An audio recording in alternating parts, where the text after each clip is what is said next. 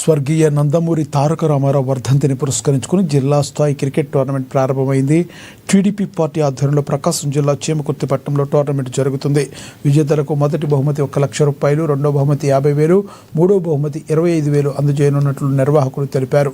ఆటలో ప్రతిభ చూపిన వారికి ప్రత్యేకంగా best badminton, best bowler, best ఆల్రౌండర్లకు కూడా బహుమతులు ఉన్నాయన్నారు. ఆసక్తి గల వారు ఈ అవకాశాన్ని సద్వినియోగం చేసుకోవాలని నిర్వాహకులు పిలుపునిచ్చారు.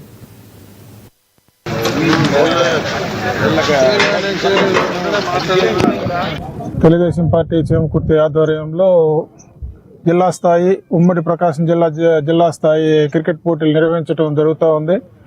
ఈరోజు తొలిసారిగా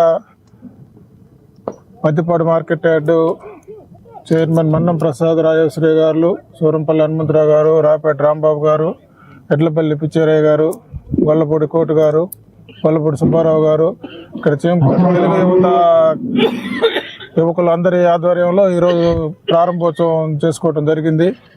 కార్యక్రమాలు ఈ పోటీలో ఈ నెల 17వ తారీఖు ఫైనల్ వరకు జరుగుతాయి. ఫైనల్ గెలిచిన వారికి ప్రైజ్ మనీ ఎన్టీ రామారావు వర్ధంతి రోజు చీమకుర్తిలో జరిగే కార్యక్రమంలో అక్కడ అందజేయడం జరుగుతూ ఉంది. మొదటి బహుమతిగా 1 లక్ష రూపాయలు ఎమ్మెల్యే విజయ్ కుమార్ గారు అందజేస్తూ ఉన్నారు. రెండో బహుమతిగా టౌన్ పార్టీ అధ్యక్షులు ముప్పూరి చలమయ్య గారు అందజేస్తూ ఉన్నారు. మూడో బహుమతి 25,000 రూపాయలు గోగినేని పవన్ కుమార్ అందజేస్తూ ఉన్నారు. ఈ పోటీలను అందరూ తిలకించి జయప్రదం చేయవలసిందిగా కోరుకుంటూ తెలుగుదేశం పార్టీ చీమకుర్తి ఆధ్వర్యంలో